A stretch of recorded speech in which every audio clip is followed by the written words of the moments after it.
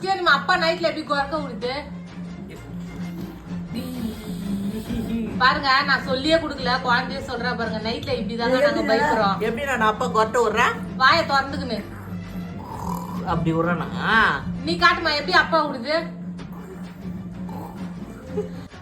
நீ ஸ்ரீவனிமாவா? ஆமா. ஸ்ரீவனி அவங்க அப்பா யாரு? அவரா? முத்தங்குட அப்பாக்கு. ஸ்ரீவனி அவங்க அப்பா அடிச்சிடலாமா? அம்மா அடிக்கலாமா? ஆயாவை அடிக்கலாமா?